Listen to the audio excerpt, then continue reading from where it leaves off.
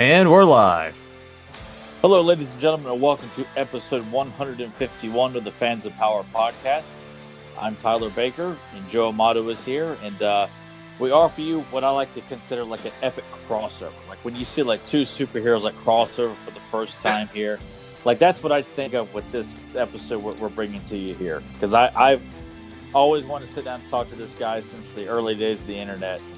And I've known his name quite some time here. Val Staples Hello. has joined us here. Thank you, Val, for joining us. Thank you for having me on here. You know what I just realized, Tyler? I What's don't up? even know if we gave him what we're going to talk about topics-wise. Did we I even did. mention this? I Oh, you did. did? Okay. Yeah. Just want to make sure, because I was like, well, this is just going to be just raw and random, just like always. But at least he knows, I guess. Oh yeah, I gave him a general idea, and he was like, I don't know if I can do that, but you know, I said, you'll be fine. You'll be fine, Val. We'll just guide you along there, and, you know. All right. Well, I was going to let Val know, and you know, before we start up, we have some people live in the chat room that are joining us already. We have JSP, Fedmon, Justin Hune, Zen Brown, and hold on, scrolling down, Grimbot has joined us. He's I was always gonna say he better be here. right. And Eric Amon, T-Dog. So thank you all for joining us in the chat room. Awesome. Well, and to let everyone know too in advance, because Val, we always answer questions at the end of the podcast. And if you guys have questions for Val concerning He-Man.org, the comic book that he worked on, various other projects, PowerCon, keep noodling them. We'll open it up for Val to answer anything you guys want at the end of the podcast as well. I have nothing of interest to offer. Oh, I will bore people to tears. But we'll at least kind of keep it masqueraded there for you. You know, we'll present the image with smoke and mirrors here about the essence of Val there. But, well, I guess for people who may not know who you are or kind of know who you are but may not know as much, can you elaborate on your role in the fan community? Oh, goodness. I guess the quick and dirty of it is I have been the owner of He-Man.org for He-Man.org for almost 20 years now. God, man. I started out in the mailing list days like a lot of people when they first got on the internet. And I've worked on a lot of things for He-Man and She-Ra over the years. I've been very fortunate in that regard, from the 2002 comic all the way up to working on packaging now for Super 7 toys. And I'm also in charge of PowerCon, the He-Man and She-Ra fan convention out in Los Angeles. Needless to say, you've had your hands deep in Eternian soil for quite some time here. Yeah, I don't know about it's soul, but I've been playing around. Soil, like the ground, I soil. said soul. Yeah. I was like, that's disturbing. I'm not doing that. No. It may be October. We're not going to get that crazy with it. No, it's strange you saying But, 20 years for, having this, working on the site. I always say, to me, it's just so bizarre because I didn't get onto the internet after, 2000 or whatever. It's so weird for me to hear that it's been around that long. It shows how long I haven't been in a lot of these, the community pages. Because Tyler, I know from the beginning, he said he was like in a lot of the Masters of the Universe websites. And what was some of the other ones you said, Tyler? Because I know you were a part of a couple, and I was like, God, there was all these sites that I frequent it a lot, and I remember when Val would bring it up on Roast Google, because it was just cool to hear others mention, but the old Adam Tyner website. Yeah. That was the first one that I can recall, which was just pictures of the toys, which was like my first kind of visuals of toys that I did not know existed and stuff like that. And then He-Man.org came along and, had pictures, scans of the mini comic covers, the figures, the forums were there. So that was all a big deal to me there too. And then there was like CastleGrayskull.org. There was James E. Talks and Zadok Angel's episode review site, which told me a lot about the cartoon that I didn't know or got me reacquainted. So a lot of the early stuff, man. I reminisce about the old days of He-Man.org back in those early stages. The episode review site. I mean, it was exciting because you were just so hungry to know that there were others out there who liked He-Man, and to know that the sites were just getting bigger. And He-Man.org kept expanding with the information, the pictures, the package art, the books, the videotapes. God, this is fantastic. I swear I was a junkie at one where I remember before I even had the internet, I had to go over to my buddy's house. The only thing I wanted him to let me do was like, can I get on He-Man.org and just print out pictures of the comic books and just take them home with me? Because I just was so desperate to have anything from the website. I remember those days. That was not uncommon. People, we go to websites and print things out so we could reference them later. Back when dial-up would take forever, so you couldn't rely on necessarily, or even, but geez, if you want to go way back, like X number of minutes, like with like CompuServe and AOL, so you had to print it out because you couldn't stay online to read it. It was crazy. Now I feel really old. Jeez. Oh no, I know what you're talking about. I used AOL dial-up and everything to get on He-Man.org and go in the early days of eBay looking for toys and stuff like that too. So it was it's been a fun journey to see how it's grown. And I wanted to ask you too. Obviously, Danielle had told us that PowerCon had been the biggest that you guys have had so far, correct? Yep, that's correct. I was going to say that the three of us have discussed in private, but based on that and what you see on a regular basis with fan interactions and feedback and stuff, is the fan community, is it in trouble in terms of numbers? Like, there's a lot of He-Man fans, but is it a big vocal community? Is the hardcore community slowly fading fast? I mean, based on what you've seen at PowerCon and dealing with Super 7, like what's almost like how does it look to you in your eyes? It depends on how you look at it. It's something where I had mentioned this on another podcast as well, where someone asked me 10 years ago on He-Man.org where I thought the fan community would be today. And I predicted that there would be nothing going on for He-Man. There'd be like 100 or 200 of us hanging out online in different places talking. I'm glad to be wrong. I was horribly off because the fan base it's been pretty stable in terms of its size. It peaked in terms of the online community aspect, and I'd say really the 2002 revival. But you haven't seen a monstrous dip. It's been pretty steady. I mean, everyone, like back in the day, He-Man.org was kind of like the focal place where people went. But now with social media and the different groups, like I know Joe, is in charge of a lot of different groups, and you have different websites. People kind of, some people go to particular places like or a lot of people go to all these places. You see a lot of crossover, and it's a pretty good sized base. It hasn't declined in terms of its size that much. It's seen a little natural decay. The longer there's no entertainment to drive people to come, you see things kind of taper off a little bit as my voice cracks. And it's how it is, but you don't see like you see with some other properties where people have had resurgences or fan communities, and then once that's gone, they just die off. Like it just goes away. Humans sure have not done that. Yeah, I think that's really, really cool. It is, and I think that's the one thing that's great is, like you said, with your website and the others. Fuck! Or sorry, didn't mean that. You didn't hear that live on TV or on. Dang, I pulled my Shadow Beast out. See, Val, damn it! I gotta quit talking with my hands. Okay. Okay. That's what you. I think Val knows by this point that we do warn people that there is adult language on this podcast, so he's more than aware that you'll drop a few choice words, and me too. So, and it's only and half the time it's when I'm literally dropping something.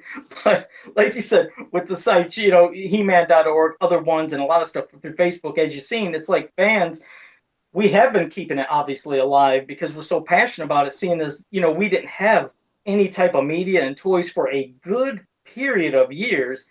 But when the internet comes and you can be vocal, you like sharing that love. And so through all the websites and the Facebook groups and everything, you see fans still keeping it alive. And it does seem like slightly in some areas it might even grow, because I've noticed in a lot of the groups I'm in, there's quite a few differences with the fans, meaning I'll go to some and it seems like they will just dedicate all to vintage, meaning like the vintage toys, merchandise, and they love talking about it. And with the stuff Super 7 has shown recently, they're getting that resurgence. It's like, hey, it feels vintage again, and they're starting to collect again. And with those fans, some of them have noticed, wait, what's this other line? Like they didn't even know about classics, and you would assume everybody would know, but nobody knows everything. But yeah, these fans have grown, and then it's kind of seeped into a lot of the classic groups now, and now some of them are starting to collect classics. Then there's the people that just collect everything and go nuts, and then there's groups to where they like talking about the comics and cartoons. So you're right. It's strange. You have to like see all these different places, but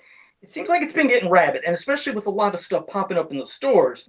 Like you said, there's not a new cartoon for He-Man. There hasn't been a new movie, so obviously there's no merchandise to be selling for new action figures. But with all the stuff between Funko, Loyal Subjects, and many other things, it's at least getting it back into people's minds that I remember He-Man. Oh my God, that's cool. And then what do? They go home, they go research it, and they find out there's a lot of stuff that's going on. So it's good it can spread out that way to bring the fans back because they're there. It's just a lot of them don't know anything's going on. Yeah, yeah. Sometimes, like you said, I mean, to me, it seems like a no-brainer just to do a Google search for something you're interested in and find it. But it's surprising how you find people have just not seen something. I guess in this society, we live in such an ADD time where news or images or articles are fleeting. Like they're there for 5 minutes and then they're gone and replaced by something else. It's not like, when we could pick up magazines that would be on the rack for a month and, constant exposure in like those finite number of places. Now it's so many resources, so many outlets, so many different places to go for news that it's so easy for something to pass you right by. You would think if you're a fan, you would catch, but like you said, sometimes you just don't because there's so much of it out there. No, and it's true. It's like even the comics when the comics were coming back and popping up in the comic shops, that was getting people a little resurgence as well. So it's always good seeing things coming back in some degree because without these things that trickle into the stores or comic shops or just the people that randomly search for things, you're not getting everybody you'd hope to because there's tons of fans out there, and hopefully you're right, they come back with finding something one way or another. So that's why I'm glad to see that there's so much stuff that Super 7's putting out, and with Mattel with the potential things that they could do, about the possibility of those 5.5-inch figures or even giants or things that maybe can go into retail. So it's good. At least that's good to that aspect, to where then if fans start buying, maybe more things will be made. And you never know, the potential of a new cartoon or maybe even a movie could happen sometime. Even though it's the ongoing joke that we like talking about the movie. Yep, delayed. But if it happens, it'd be great, and hopefully it'd be a good movie when it happens, if it happens. I have how do I say this? I have a good feeling for the future. Whether or not that translates into a successful future, that remains to be seen. But in terms of like, can we expect new things? I have a feeling, So okay. Yeah, we won't dig. We won't ask in case we're thinking. Can we put some stock into the feelings of Val Staples? Like can we invest in that? You can invest in that. Okay. All right. You heard it here first, here, people. Obviously, there's something coming down the pipeline, possibly. And it's just me even saying that. Val didn't say that. I'm putting words in his mouth right now. But obviously, I think we know what that must mean. So that certainly sounds like a good sign of things to come. Now, before we get into like the topics, I've always wanted to talk to you about your time on the comic book, because it always sounded like a very bittersweet project. Given the opportunity to work on He-Man, but all the restraints that seemed like that were popping up. Sure. And I think there's like the first two things I come up with, or that come to mind, was you guys throwing in Hero, and ending the first or the second storyline with the Horde, with that splash page where you guys ended it with the presence of the Horde coming in. Now, granted, the Horde show up in season 2, but can you elaborate like why in Mattel pretty much the final say over what you guys could and could not do, correct? Is that? Yes, that's correct. Yeah, they had the final approval on everything. Now, why was it such a trial to just include characters that? Because I remember you were discussing your work on the book on an early episode of Roast Google, and then one of the guys working at Mattel had saw that you guys had thrown in Hero and acknowledged it, because you, like me, you're not a fan of King Grayskull, which is just magic to my ears to hear you just beat that character up as much as I. I'm not a fan of him. I felt, if I remember how, I think it was like, it might have even been our first episode when we talked about that. It's just that I felt such a focus was put on him that, to me, it diluted some of the importance of what made He-Man special But I mean, there's been a lot of counter arguments past that kind of, I've been given, I think, a lot of merit. Like people have presented, well, I think of it this way, or I think of it this way. I'm like, okay, I can see that, but I'm still not a huge fan. Doesn't mean I don't think he's cool. I just don't want him to be overplayed. I don't want any character, especially our main characters like Skeletor or He-Man, to ever be outshined, by somebody else that comes along. Because I mean, even though, like, for example, like in the '80s, the Horde was amazing, right? I mean, Hordak was the big bad, and this was really cool. These new villains, they still never outshined Skeletor. Even though he was his mentor, even though he was kind of bigger and badder and a galactic conqueror, they ended up putting him over with Shiro, which was good. So he got a time to be important, and Skeletor was never outpaced or anything like that. And I like that. I thought that was the right way to handle it. So I was always worried somebody like King Grayskull would be like, oh, well, now He-Man is He-Man liked. He's not the bull. So but anyway, that's going off on a tangent.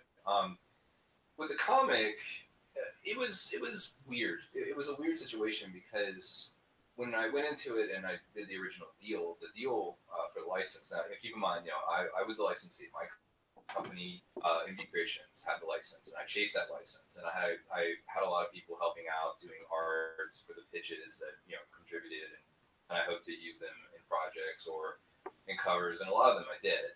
People got to work on the stuff, and I tried to get people included where I could. And one of the things that was agreed is that, okay, we're doing a comic that's for these, at the time, 20-somethings and early 30-somethings. So our comic needs to have nostalgia triggers because that's what people are interested in when they read this comic. They want to pick it up because, not necessarily because they want to see new adventures per se or such and such, but they want to see the things they love as a kid. They wanted to see the characters they love. They wanted to see the things about the characters that they love, that sort of stuff.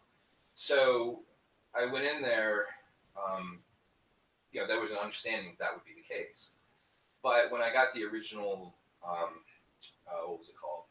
Because I had to sign something, because everything moved so fast when this license took place. It was a letter of intent, meaning my intent to do the license and to honor the terms and stuff of, like, what we were going to do with money and stuff like that. But in that letter of intent, it said you can use these characters, and there was like 16 different characters, which were the characters that had been trademarked at that time, like refreshed for trademark. And I went back to them and said, this is a bit problematic because this is not what we talked about. And they said, no, don't worry about it. That's just, legal thing. We'll take care of it later. Just move forward. I was like, okay. So I signed it.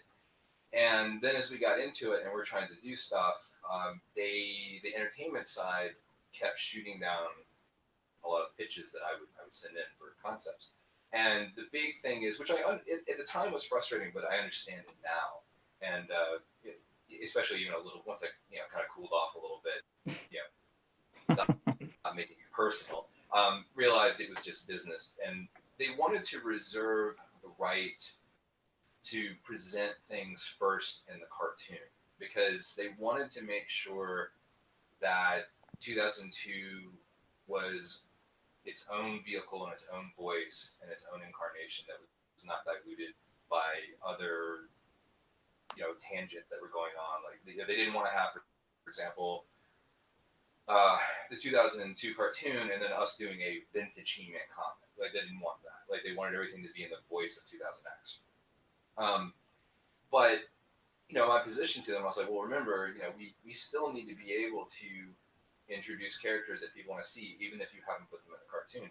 We need to be able to tell our own stories with these characters that don't necessarily, correlate to what you're doing. And even there was an understanding, we still would keep getting shot down for things we want to do to bring in new characters or do stuff. So, I would tempt fate here or there and see where I could go with things. So like hiding in Hero was something. If we put him in Shadow, maybe that's just something to whet people's appetite, and then possibly we could use it later on once we talk about it more.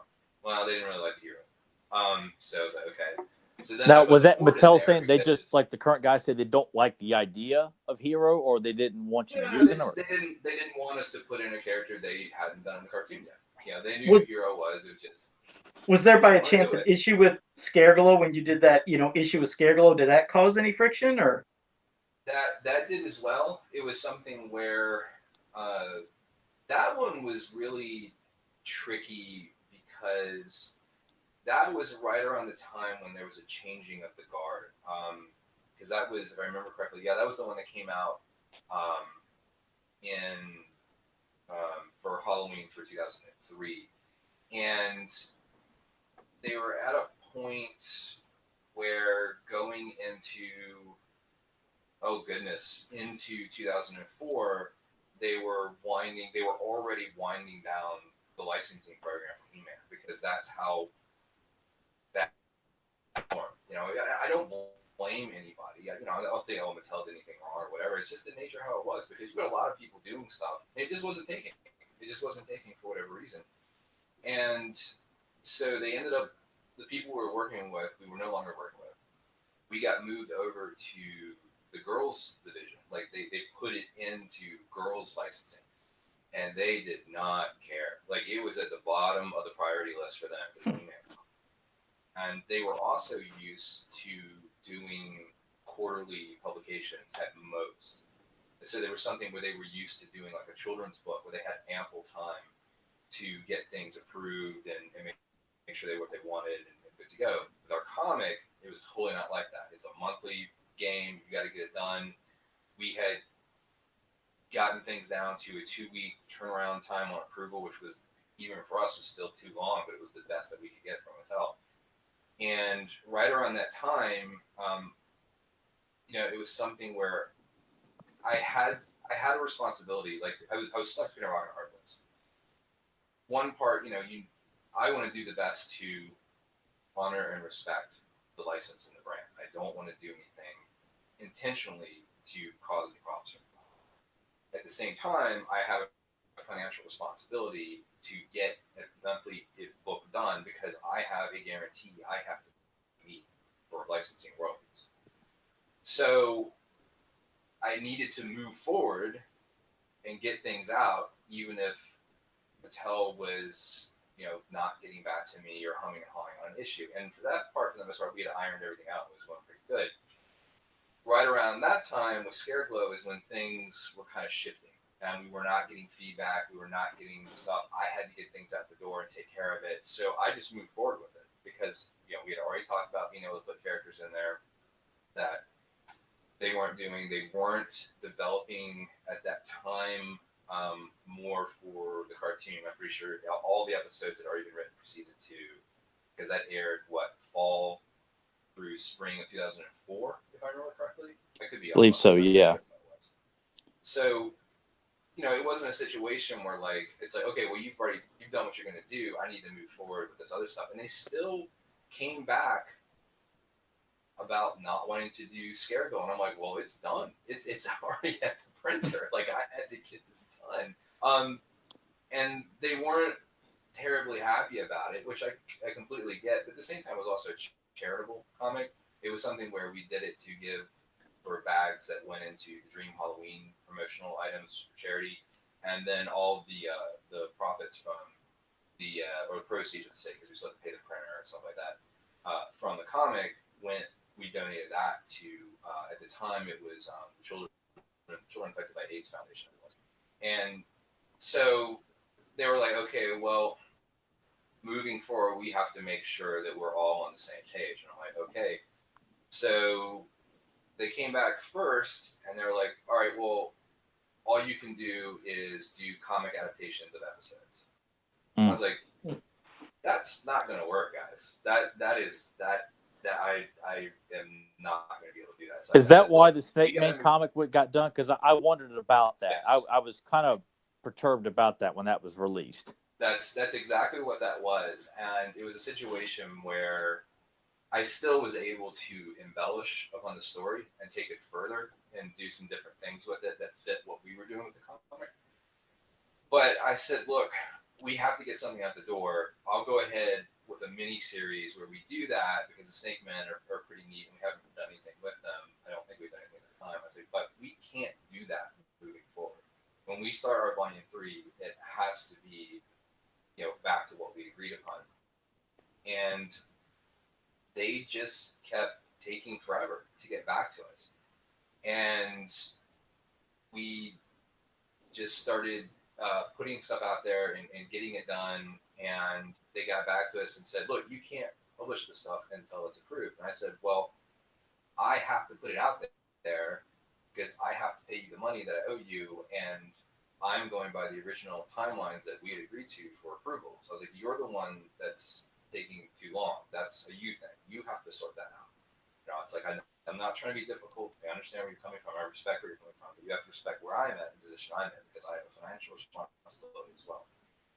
And I said, I said, I've done nothing in the comic that, is there to, hurt the brand in any way whatsoever. I've been completely faithful and respectful to it every step of the way. I've done my best to make sure I honor all of your trademarks and that step, doesn't step on anybody's toes, which I think is more of kind of the fear they had. Not so much that, they were upset about new characters, but because the entertainment for the cartoon wasn't progressing anymore, they were no longer trademarking new stuff. So they had a concern that, okay, well, do we own this character? Do we, can we really put it out there? Because they were still very green about their older brands at that time. There was a new people working there. They weren't familiar with the property. Hadn't been rebooted since New Adventures. So there was a lot of uncertainty, and I get it, but we made sure we, checked through everything, the trademark registry, researching stuff for them, because, we don't want anything bad to happen. So it still was too big of a concern for them. So they came back and said, all you can do moving forward is you can only use these characters. And they gave us a list, and it was a long list. And it was essentially every character that had been in the cartoon so far or had been a toy.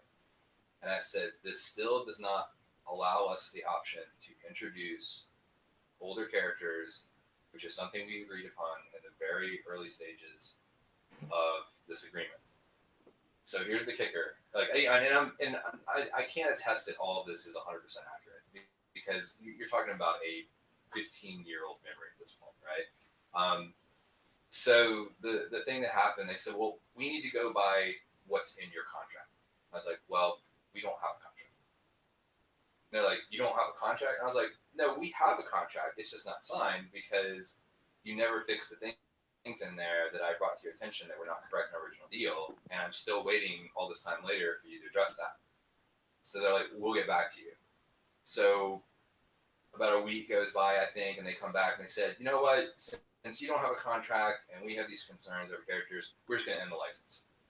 I'm like, great, fantastic. And I think by that time we were already into, pretty well into volume 3. So I wanted to go out, kind of a fun bang. But at that point I was kind of done. I was pretty fried with where things had gone creatively, and I didn't want to be sour grapes about it, because that was my problem. There were still people that enjoyed the comic and wanted to buy it, so I didn't want to ruin their experience anyway for me dealing with politics and accounting and paperwork and all that nonsense. So for issue 7 of volume 3, I gave Leanne Hanna the opportunity to do an issue based on her favorite character, Stratus, because Stratus was the editor. Leanne was the editor at MD Creations, and she had worked so hard all the time that I wanted her to have an opportunity to actually tell a story and draw a story to be in the comic, starting to make it the mic.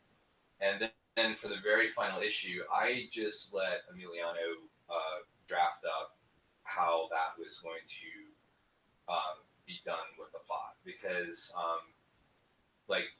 he had been pretty instrumental in the volume 3, because I was kind of burned out at that point, but then I was really burned out at the end. And so I think that was all him, if I remember correctly, that very last issue. And I gave somebody the chance to write it. I forgot the guy's name. He was so polite, and he had been hitting us up, begging to work on something for He-Man since we first got the license. And he was always professional, and he was always respectful. And I read one of his stuff, and I thought it was pretty good. And I said, you know what? I'll let this dude do it. I'll let him write the script on it. And then we got Fabio Laguna to draw, because I've been working with Fabio on Dragon's Lair, because that was another one of our licenses. and because I just loved his art style, and that's kind of how we went out with it. And it was a real bummer because they never gave us a chance to go back and try to recoup a little bit of our money that we would have gotten with trade sales, with like Volume 3 or Rise of the Snake Man. So a lot of things were left on the table with that comic that were never approached in the way that it could have been and probably should have been approached. Wow. That's another question I guess I could get to you. I mean, before we get into, discussing some stuff about the MYP cartoon and first initial thoughts on that, but seeing as MYP seems like it has a very huge fan base. I mean, there's so many people that were so bummed that we never got another season. We never got to see Hordak finally have his time to shine along with Evil Horde and other stories. Do you think, like I said, it's just a hypothetical. Is that something you think possibly could be done in the future, even with maybe DC? Like, let's say when they run their course with the current comic they're doing crossover with, the Injustice. If fans asked enough, and plus it's like everybody pitching, since we'll probably never be able to see, obviously, a cartoon that continues the MYP story, could it be continued in comic book format? Do you think that's something that could be a possibility? Because fans are pretty rabid about it. Well, if I can say really quick about the other thing, just so I can put it. Oh, sure, go ahead. I'm I don't want anybody to think that I'm upset or bitter about any of it. Business is business, and sometimes things happen that don't go your way or they don't work out the way you originally planned, and that's just how it goes. You have to make lemonade out of lemons, and that's what we did. We did the best that we could, and I'm still honored to have been given the opportunity to do that. They didn't have to do that. We met our guarantee. I made sure we had a very sizable guarantee for the course of 3 years that we had to pay on royalties. I met that guarantee in 2 years, and so I got that paid them every penny they were ever owed. Did right by it, and I'm glad to have done it. So I'm not bitter. I'm not upset. It's just a bummer. It's a bummer when you can't do exactly what you want, but like I said, it happens. So, I'm still proud of what was put out there. I think everybody did an excellent job. I know Emiliano worked his rear end off on that comic. Like when he first started out, he was in Sicily where it's like friggin' hot as heck, and he didn't have an air conditioner, so he's sweating away. Wow. Like he even showed me, back when we were on, better terms, I saw some of the pages that literally had sweat marks on them. Real sweat and tears. Yeah, showing the love. Yes, I mean, he really busted his rear end because he has a genuine love for He-Man, and I mean, everybody worked really, really hard, and I was proud to be a part of that. But for the what you're talking about, continuing with the comic, I mean, anything's possible. We've seen some, I would say, retro resurgent type miniseries type stuff for like DC and Marvel properties in the past, where they've kind of gone back and revisited old stories and old concepts. I think it really just depends more on the future for the brand itself. If He-Man has something that comes along that's like a movie and or cartoon and they do really well, that would be, in my opinion, the sort of thing that could fuel that, because you would have a wider audience, a wider interest, and then there may be a renewed interest from new fans and new people that came in about what's this 2000X thing. This is really cool. It didn't get finished. So then they might do, like what you said, they might do a comic continuation of it. I don't think, like you said, we will ever see an animated thing, because right. It needs to be financially viable. It would have to be something, I think, where it would be like Netflix would order it because they felt that it had legs. But given that we really have not seen the 2000X cartoon have any mileage on Netflix, that kind of leads me to believe that it really doesn't have the pull to warrant that.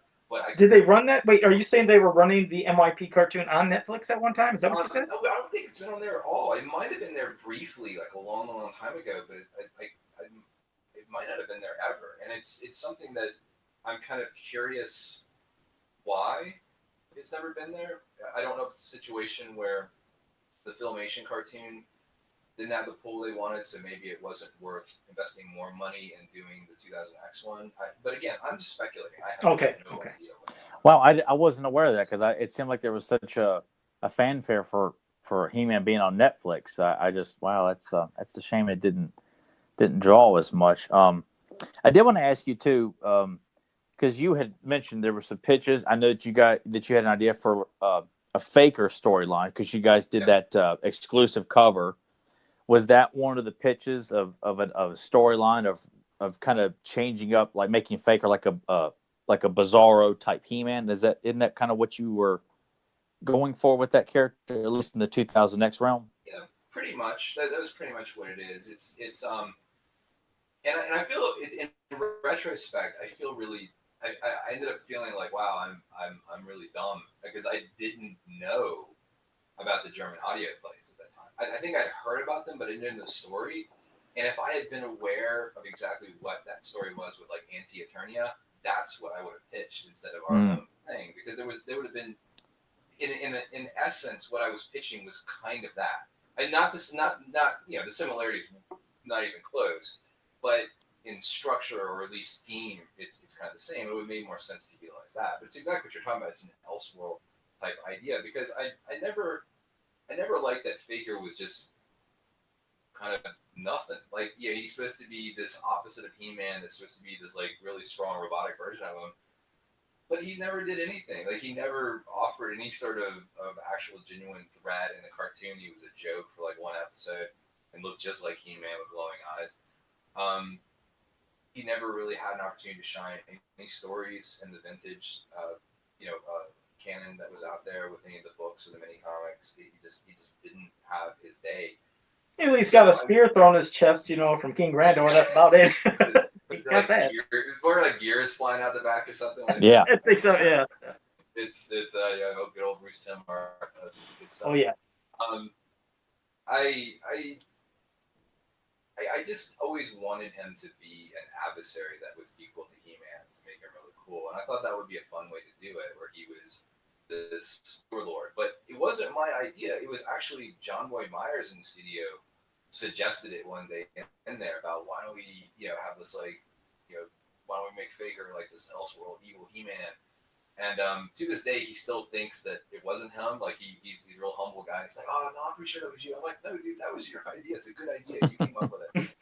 But yeah, we put together a pitch, and that was one of several pitches that just didn't go anywhere. But that's what pitches are. You make pitches, and sometimes they catch, and a lot of times they don't. Yeah, I guess with the Horde being. I'm sorry, Joe. Go ahead. No, I wasn't. It's not actually a question because you can get into it, Tyler. But Val, by chance, would there maybe be a volume either on your anywhere, maybe in your earbuds or something, or if you could get a little closer? Because I've had some people pop in the chat room said they almost couldn't hear you. They sounded maybe a little low. I didn't know. Was it sound low to you, Tyler, on your end? Did it seem? I can hear them pretty good, but I guess I could see why they might think you might sound a little low. I don't. It's a headset, and I don't have any way to. I can only increase the volume. I can take a look here. I don't know what the settings are on this thingamajigger. Because I was gonna say, well, I didn't want you getting like bam right up on the camera. I was gonna say, if you scoot a little closer, maybe. Oh, wait a minute.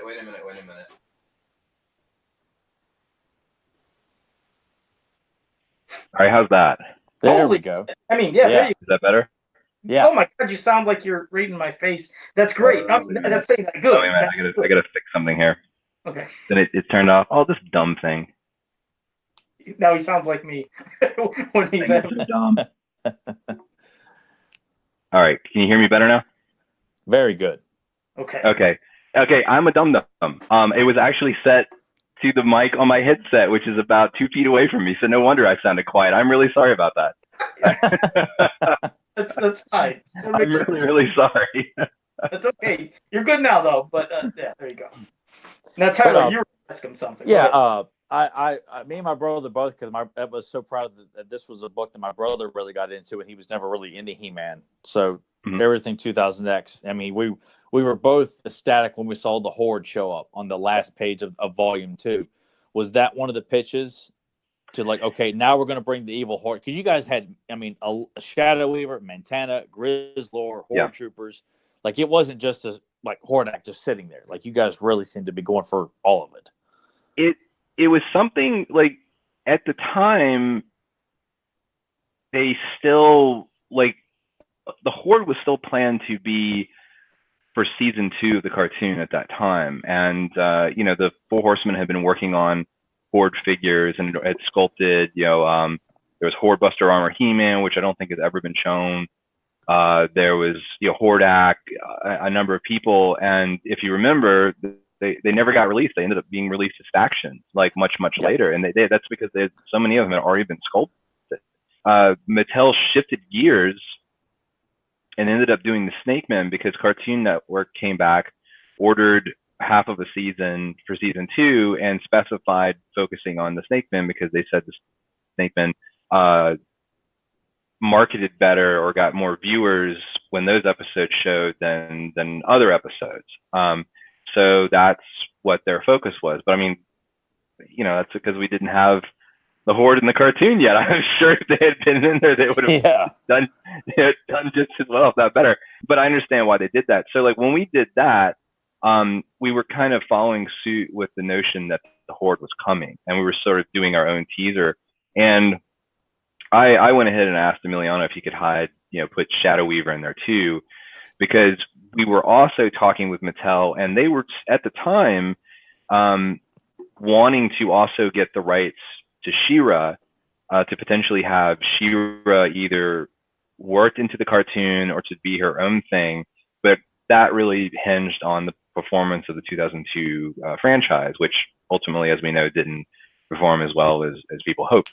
So that got iced. But I pushed to kind of hide Shadow Weaver, operating on the hope and dreams that they were going to nab the She-Ra license, because I had already been talking at the same time too with a creative team to do a She-Ra comic. I had tapped Gail Simone to write it. I had who did I talk to? Oh my goodness, it was Fiona Staples, no relation, to do the art for it. I really wanted a female creative team for the She-Ra comic, because these are creators in comics that I know, I really respect, that have done great work in comics, and I thought that would be fantastic. But it didn't happen. So we were, you move in advance and plan things out with the hopes that's going to happen, so you're ready.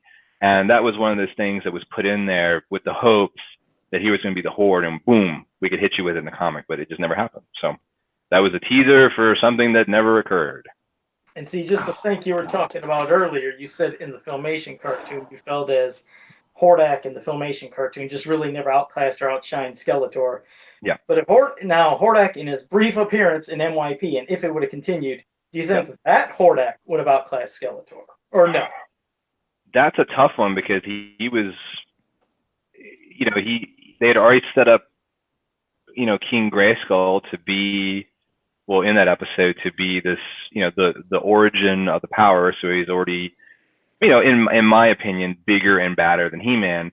So if his adversary is Hordak, to me, that was sort of sending the message that Hordak is bigger and badder than Skeletor. So it would have been a concern of mine, but I think Skeletor is always going to be the money. Like, he's going to be the guy who's the biggest marketable villain for He-Man. So I think if they did bring in Hordak and he did end up being kind of the focus, I suspect they would have found a way to have Skeletor surpass him and come out on top as an even bigger threat than before. That would be my guess. So. Okay. Like that, because I've often felt too, but we've discussed it multiple times, that I've often felt it would come to a really like hard blow fight, but Skeletor would inevitably rise above it and still remain like the top tier villain of all three villain factions. Because I feel like that's what I think too. I mean, I'm with you on that one. Yeah, because I don't, like you, I don't want to see He-Man and Skeletor ever dropped in terms of status. Like, they always should be the flagship characters of the franchise and nothing less. Build up King Hiss and Hordak all you want in She-Ra, but not to downplay She-Ra, but He-Man needs to be the top tier, at least in his universe. Same thing with She-Ra in her universe. But agreed. I'm glad to hear others say that as well. I've always, those are questions that you have touched on, and maybe you've elaborated in other cases, but I know for a while you really had to kind of stay quiet about it. And I was always fascinated by the things I'd see in that book and go back and just think just because I would reread a lot of those, look at the panels over and over again, and just try to decipher anything. The whole storyline with Man-at-Arms going off, and it comes back and with like an alternate personality. I felt like where was that going? And you guys didn't get to yeah, because that was the plan, is that other series, the Faker one, was going to run simultaneous alongside it. So then you're going to have our Man-at-Arms in that world partnering up with, Keldor to try to overthrow Faker. That was the idea of that story. And then him trying to find a way to get back to his Eternia that he came from. So they were going to play off each other, and it would have fleshed out the story much better. So you didn't have that.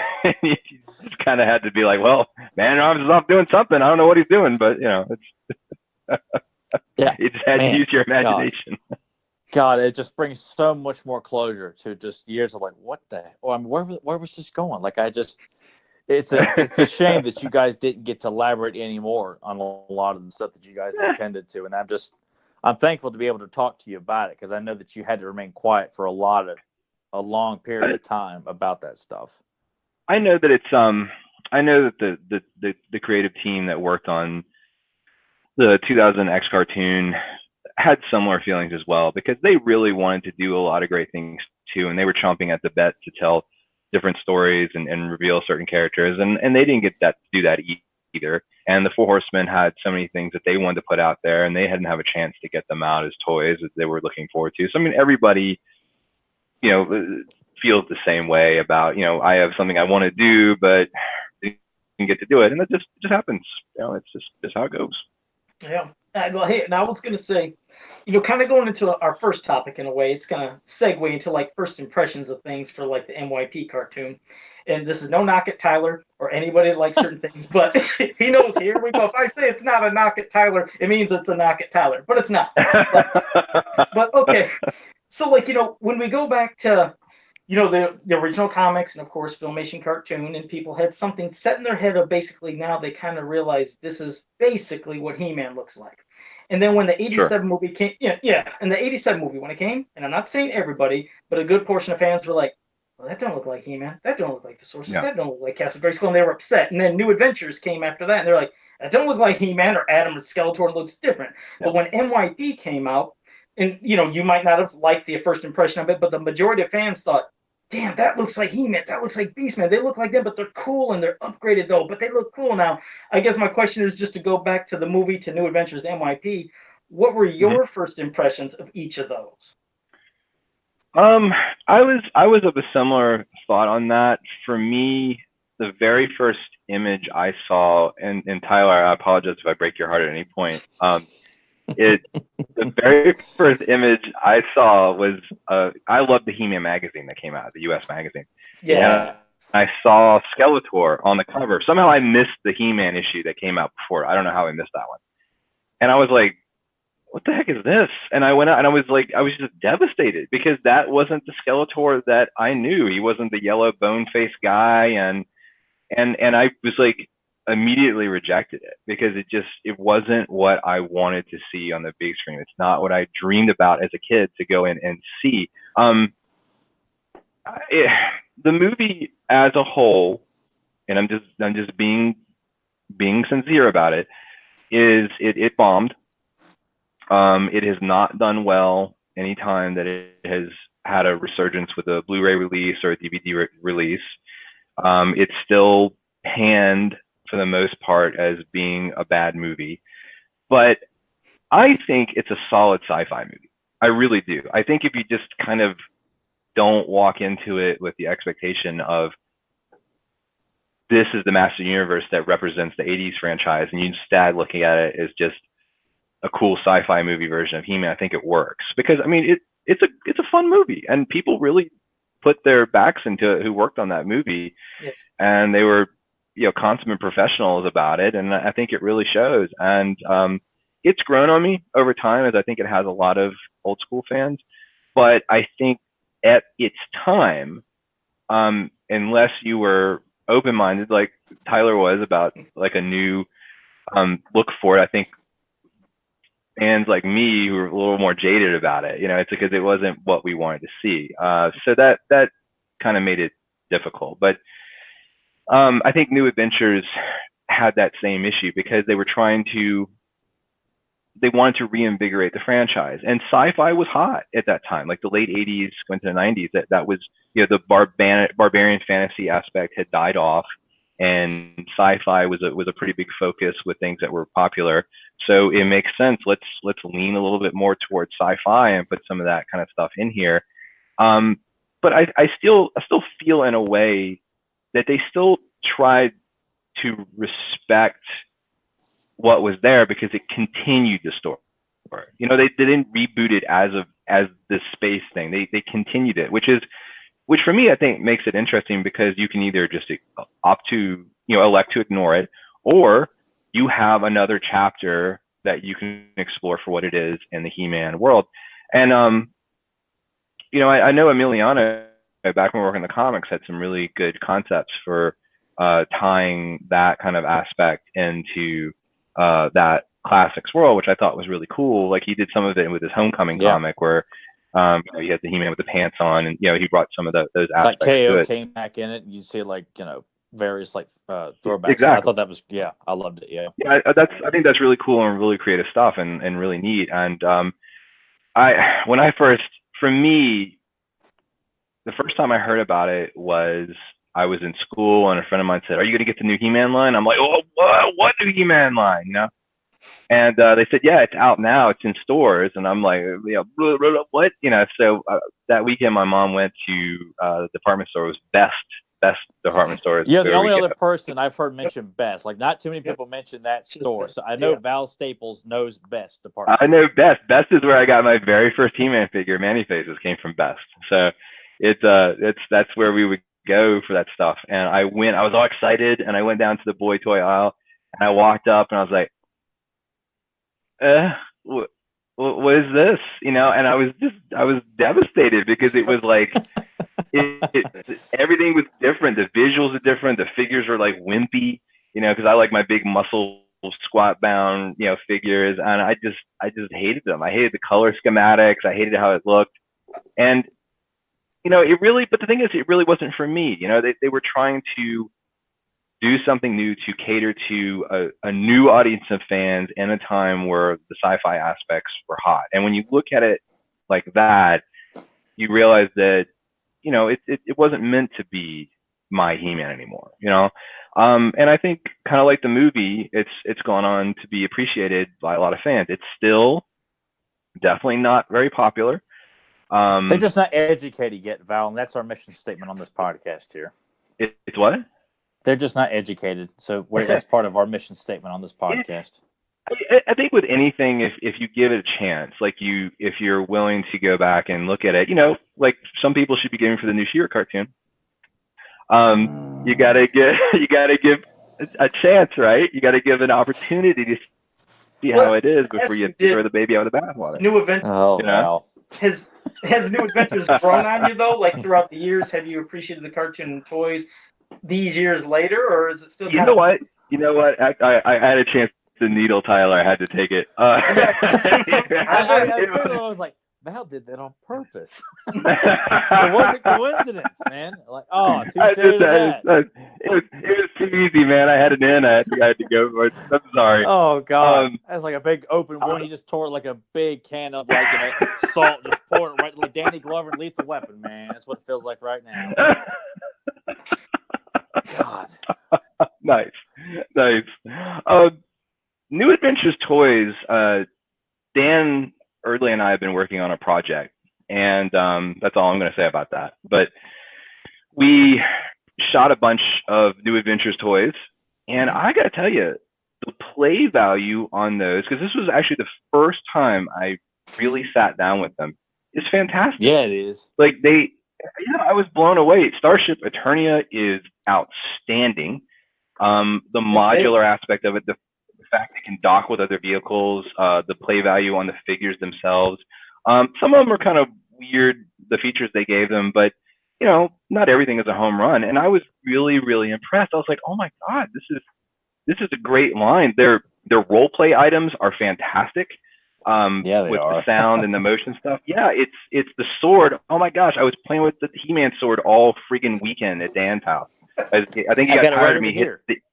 Oh, you got it? Oh man, the sounds and everything. I think he got tired of me hitting him on the back Yeah. with it over and over again. But it's a great line. It really is. And I think in time, that's going to be one of those lines.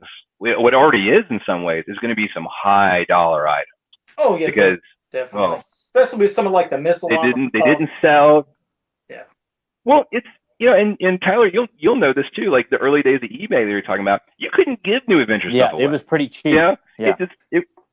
Yeah. Now, good luck. Yeah, men on card figures, whether they're European card or not, I mean, they're not cheap. You want a complete Skeletor with the cape, the Havoc staff, and his helmet. You're gonna pay a nice little buck to get that. Yeah. And is it Missile Armor Flip Shot one of the most expensive ones? Yeah, Hook and Flog, Too Tall Hoove. Yeah, all those variants, man. They go for high dollar. And Hook 'em Flog, I love, along with help me guys, the bulky He-Man, was it the Battle Punch He-Man or Thunder Punch He-Man? Yeah, Battle Punch. That was like, oh, that's the aesthetic. They're getting back to it, and it was like a little too late, but I was like, those are some sharp, good looking figures. They are. They are really cool, and I'm a sucker for translucent stuff. So him with that translucent greenish yellow, so like shield and shield, like the first one that came out. Yeah. Oh yeah, it was so cool. Yeah, those are really cool. Like they're really cool aspects. So it's like I said, I may have poo-pooed them on like when I was initially saw them as a kid, but that stuff, it grew on me over time once I gave it a chance and stopped just being. What about the cartoon? What about New Adventures cartoon? Is that something that you love a lot, kind of growing, or what? Jack Olesker is a fantastic man. He's such a kind man, and I think he did fantastic things with the story and working with what he had along with the creative team. But the final product for me is almost too hard to watch. It's to this day still it's a little rough for you to watch even now. To this day, I was sitting around in back when I had a house. We were in my house, and we said, let's watch a New Adventures of He-Man episode. And so Rachel had all the DVDs, and she pulled it out. It was still shrink wrapped. She hadn't opened it at all.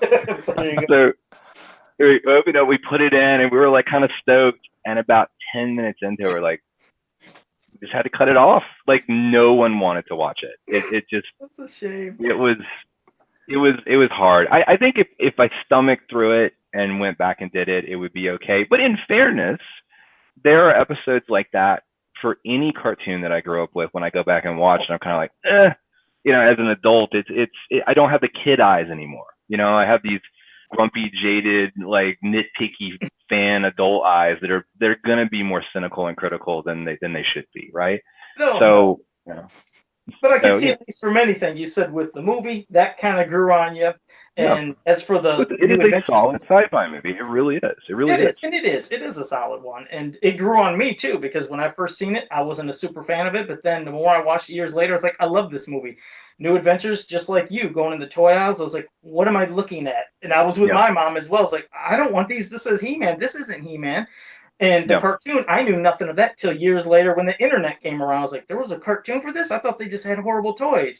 But the toys, they kind of grew on. Well, really, and it's weird. They're up there. I got the toys up there, and I do enjoy them. But the cartoon, I slightly enjoy. I've given it a chance, but when I first watched it, I had to watch the first 5 episodes, and every time I'd go through them, I literally was falling asleep. And I tell Tyler the story, and it's not joking. I would start falling asleep. I was like, I can't do it.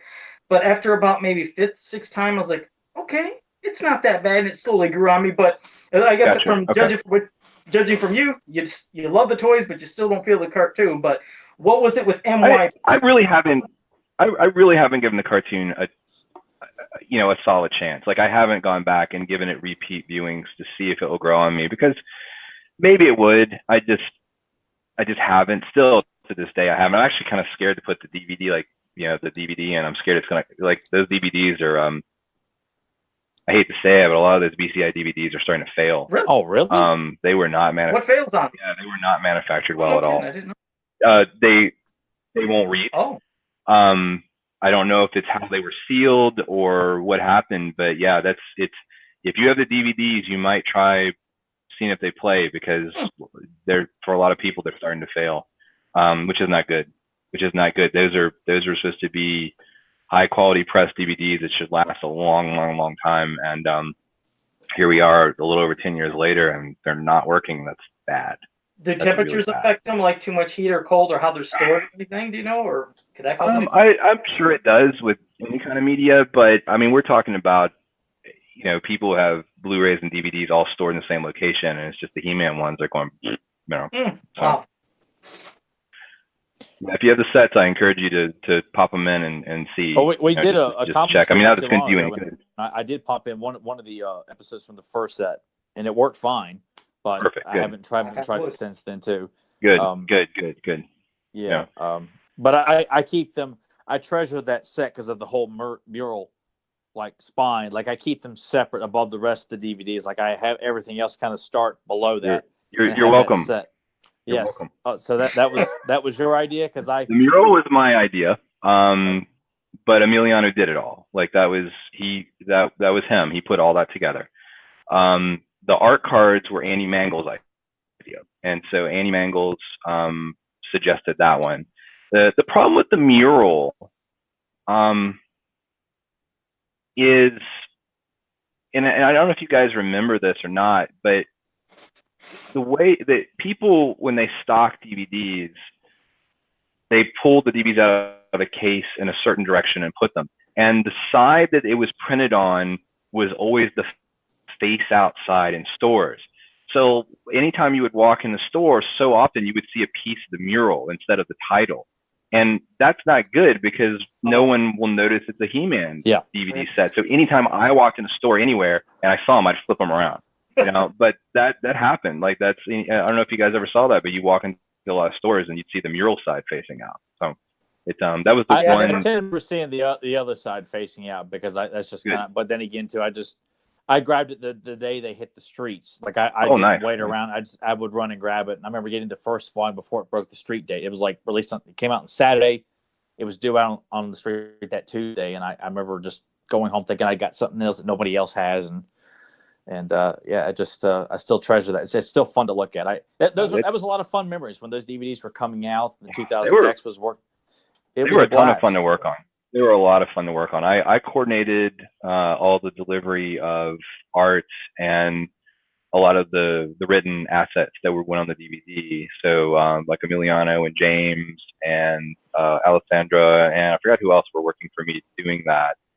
And then the team that worked at BCI, like those guys really wanted to do a good project. So like Barrett and Jeff were ahead of it. David Levine did all the, was like in charge of like layout and also design. And he's an amazing artist as well. So and there was a lot of love that went into that. I know Andy Mangels really broke his backside on working on those commentaries and stuff that went in there, put in a lot of time and hours on that. So, I mean, you had people that really cared about it, that really wanted those sets to be high quality representations of something that we love.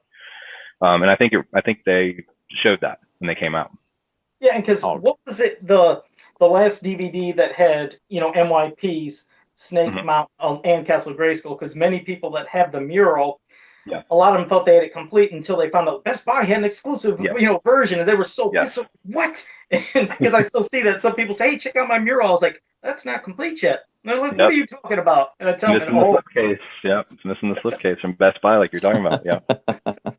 So there's still that little piece out there. So, well, we heard your first impressions of the '87 movie and New Adventures, and it changed throughout the years. Took a long time, and for one, still hasn't changed that much. But MYP, first impression, what did you think of that when that first was coming out and shown? And then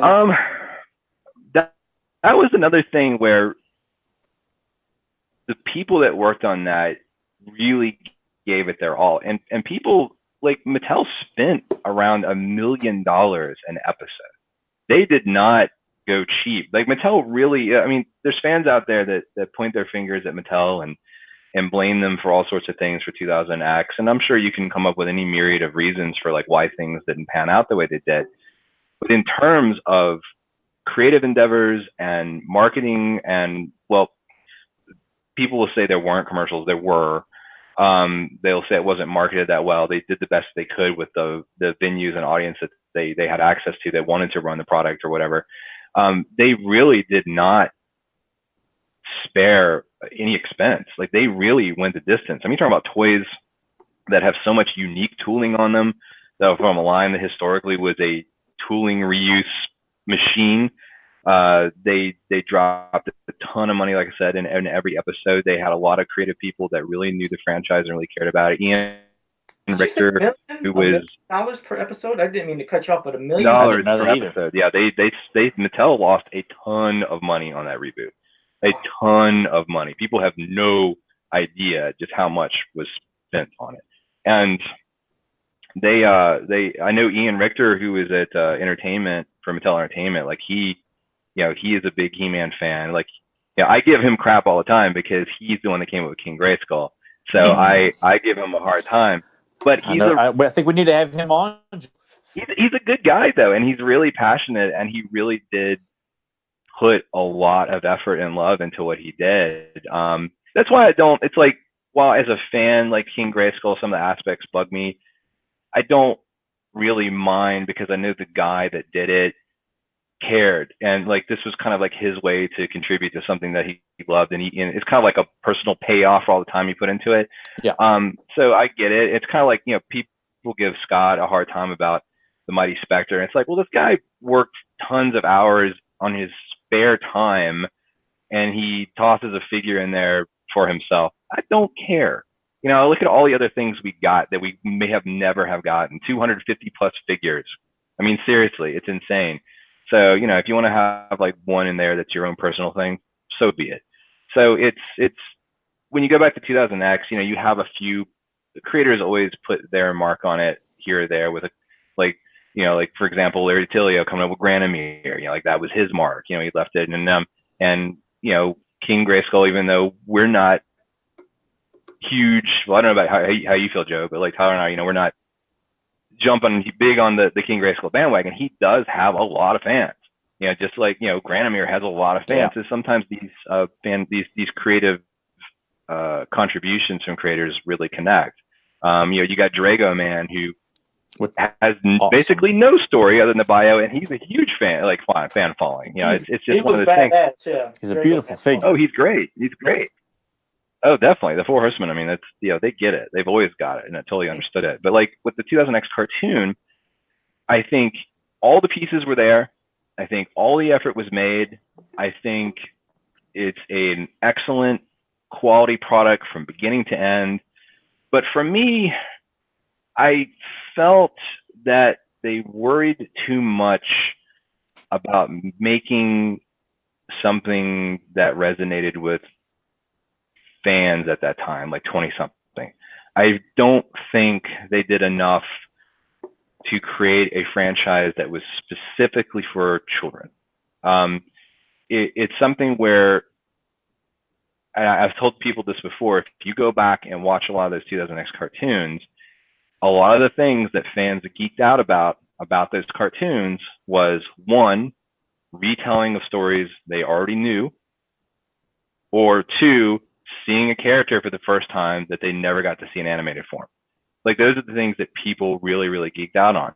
Story concept and everything ahead, I mean, it was really solid, but I didn't feel that it brought something to a new generation the way it should have. I felt they just worried too much about retelling the same kind of thing with a few bells and whistles. I know not everybody feels that way, but at the end of the day, it didn't do well. And was it because of that? Was it just because it was the wrong time for it? There's no answer. There's no answer for why 2000X didn't hit the mark, because personal opinions aside about certain things, the effort was there. The effort was made. It was a really quality line and a really quality cartoon, and it just either people will blame Cartoon Network for putting in a bad time slot. What they don't know about is that Cartoon Network was desperately trying to find a time slot where people would watch it.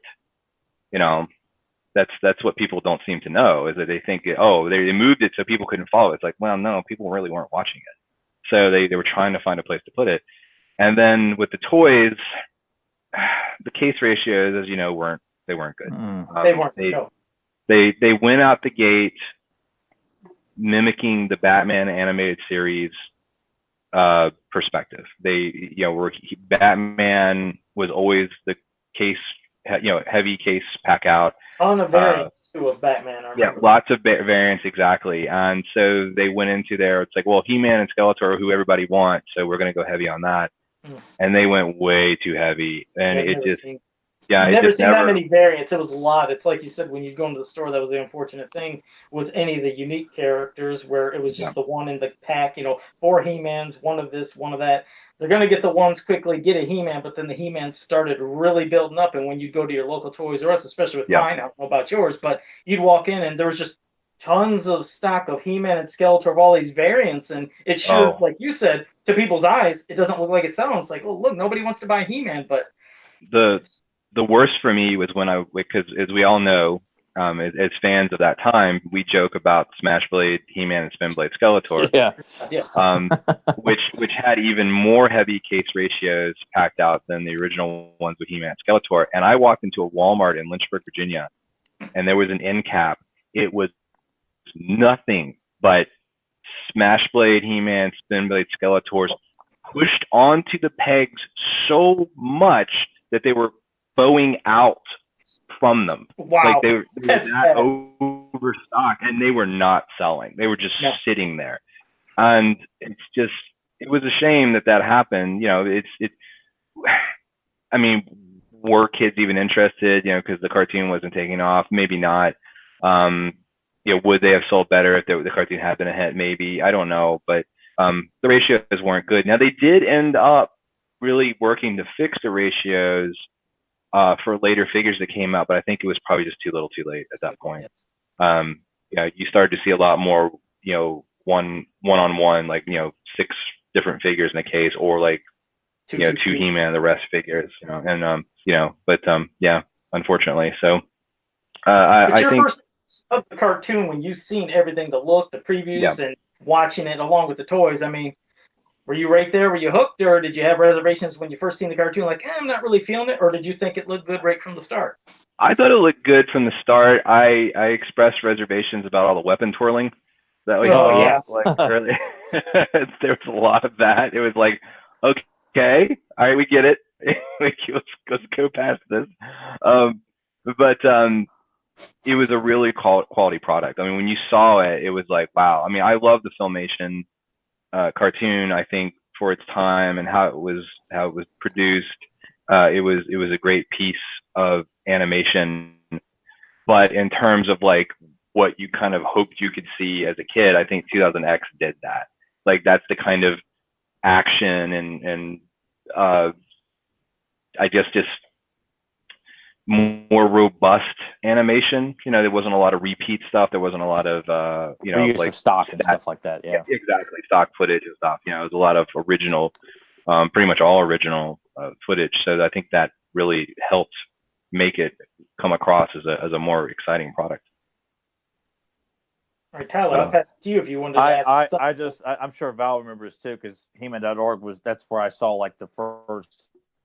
I think the trailer I think was released at San Diego, and I think the cartoon was airing that August, and it was like that long, lengthy trailer with like a movie trailer music attached to it, where there was just no voice. It was just action, music, and then a little bit of dialogue sprinkled throughout it, and then you had like the Cartoon Network trailers that would appear. I watched that trailer on He-Man.org. I don't know how many times, because it was just. I ended up calling my brother. He was in Richmond at the time. I was like, dude, you got to listen to this. And he couldn't see it. He just heard it. He's like, sounds pretty badass. And I was like, you're going to love Triclops in it. I'm telling you, you'll love Triclops just by that trailer alone. And that got him hooked, and he fell in love with Triclops and Cyclone and Skeletor. And God, those trailers were just so much fun to watch. Yeah, because it was exciting. It was an exciting time. It was a very exciting time. God, that was a fun summer.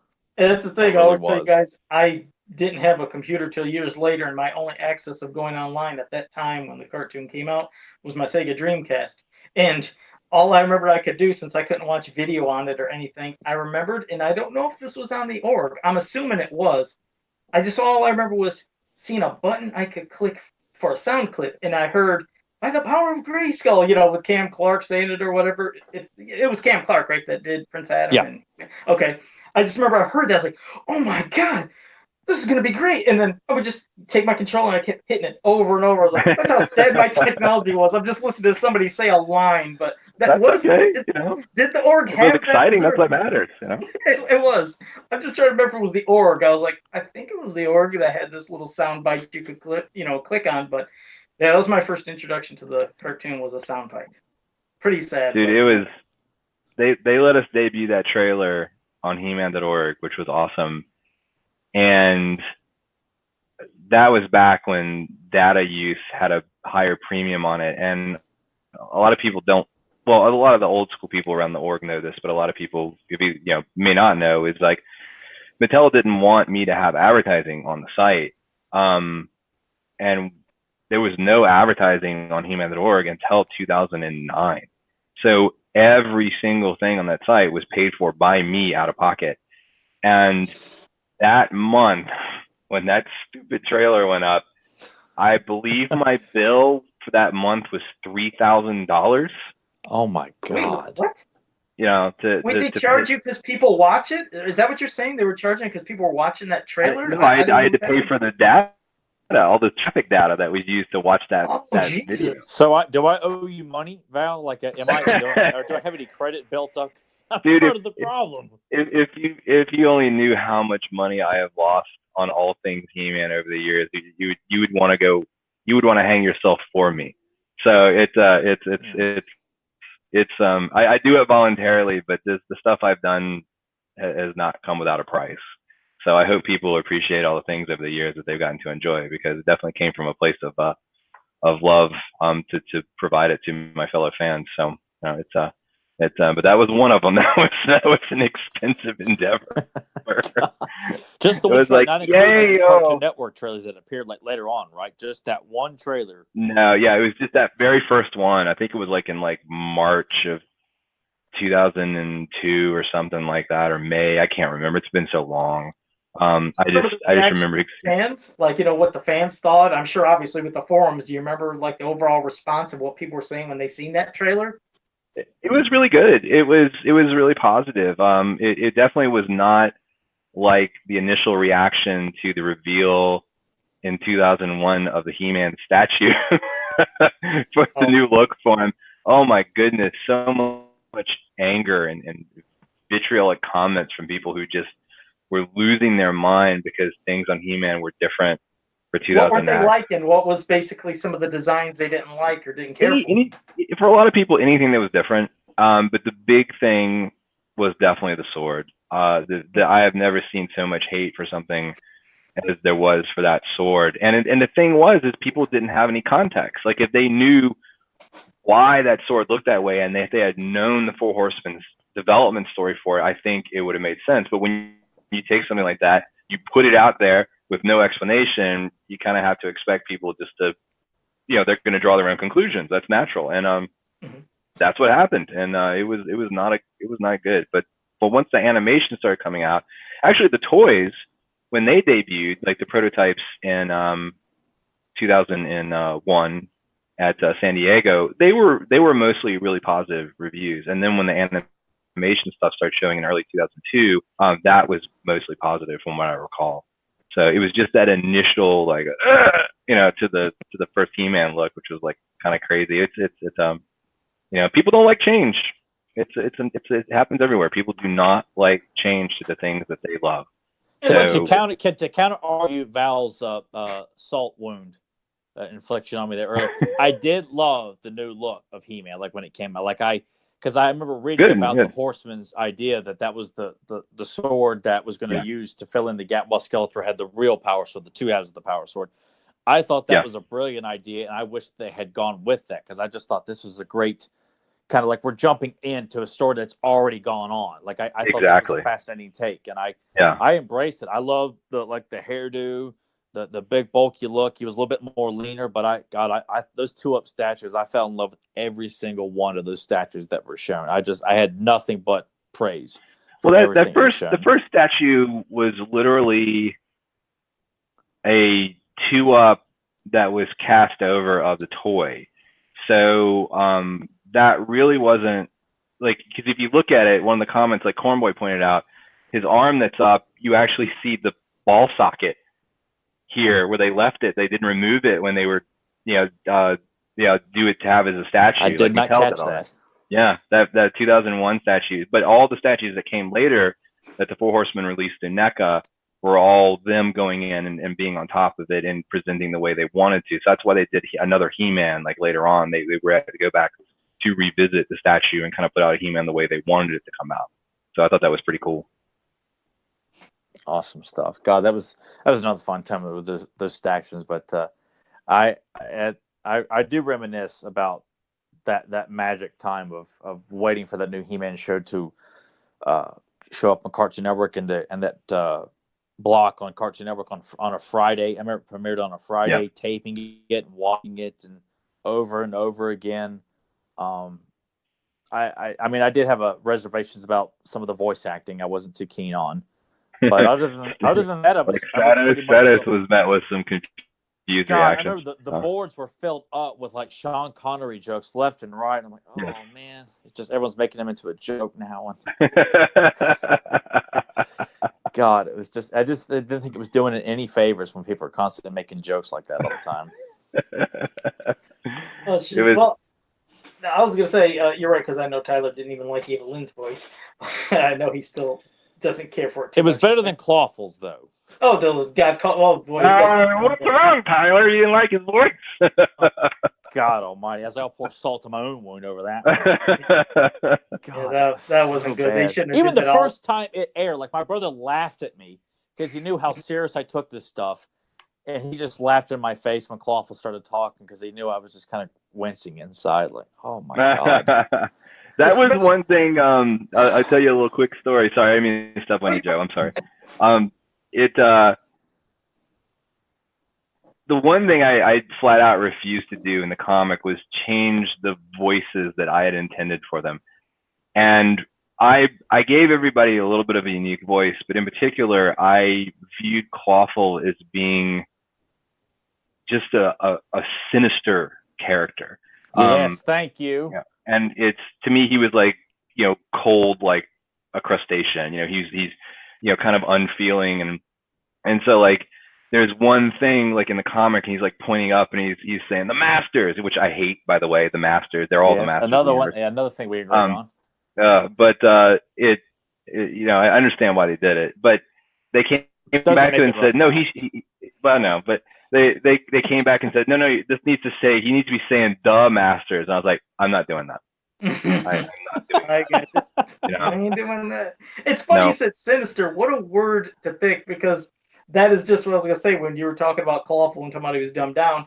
He was sinister, serious in Filmation, and Skeletor actually seemed like respected him quite well compared to some of his other minions. And that is a shame that he went from that character in Filmation to just them hamming it up.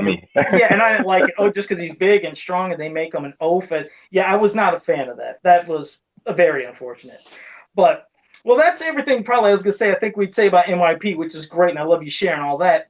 But Tyler, I'm sorry I go on tangents. I apologize for that. No, not at all. This has been a rich discussion. I mean, from everything. So no, this. Tyler and I are all about tangents. We do this all the time. We call them side rants. We do it all the time. But no, when it comes to the secret identity, because we always do this with Prince Adam and with the Prince Adam He-Man thing, and we talk about some of the older comics, with the DC comics going into the cartoon.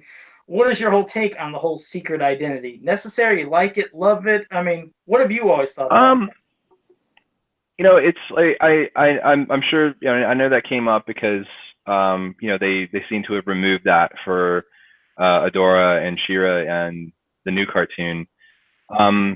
I don't really know the context yet. I mean, I know some behind the stuff scene, but not a lot. So I need to see it. To be honest, real quick, not to cut you off, but that's something we were going to actually, when we had you on, was even before that even dropped. We knew nothing of that. This is just, it's a thing that me and Tyler love discussing. So that is just an absolute big coincidence. It was something we had planned before, but go ahead.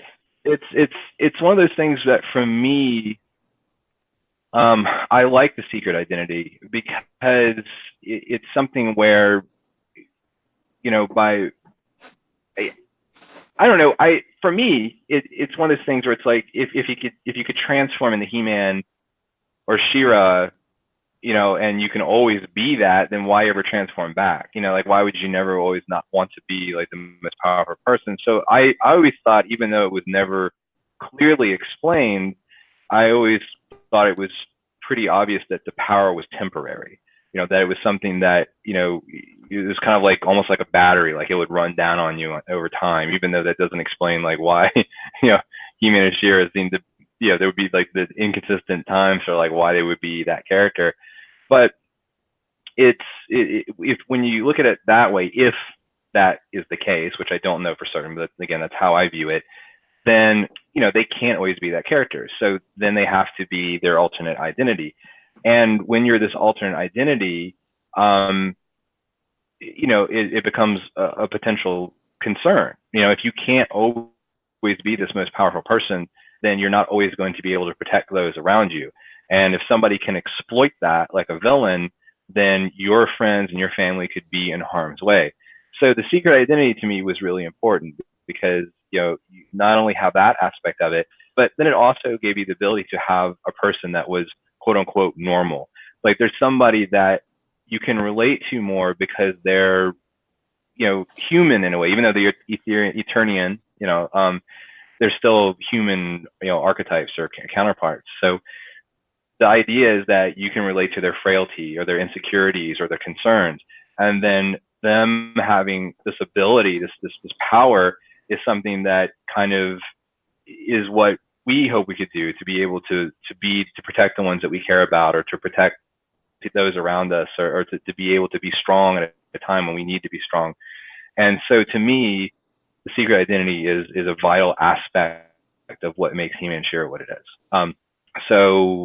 I am curious why it was removed for the new She-Ra cartoon, but I have to see the story. You know, I can't, I think it would be unfair to pass judgment on it until I can see exactly what they've got going on and why.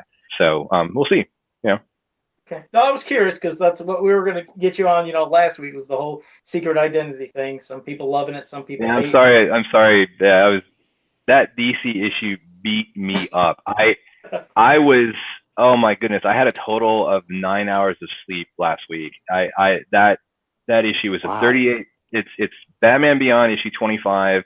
It was a 38-page issue, and I was just nose to the grindstone nonstop on that darn thing. So I apologize for missing. I wanted to be there for your 150th because that's a major milestone for you guys, and congratulations, by the way. That's awesome. Oh, thank you. So thank you. You know, it's but you know, maybe it's good that I wasn't there stinking up the show. So no, this has been great to have you on, because all the stuff we covered, like that, I felt like that would have been fitting for a 150th episode, like to cover some mystery, some uncertainty, some unknowns, and you know, you've really elaborated like on things that I'm sure there's probably a lot of fans who weren't aware of a lot of the behind the scenes stuff. So probably not. I think it's quite beneficial. So that's kind of one of the perks of having you on for that 150th episode. Instead, we kind of go back and revisit something we've already talked about a million times, and just kind of scrambling to do something. But I feel like listeners have got their money's worth, you know, on this episode. It's been extremely informative. Just talking about the comic book alone, like I felt we could have done a whole episode just based on the beginning, middle, and end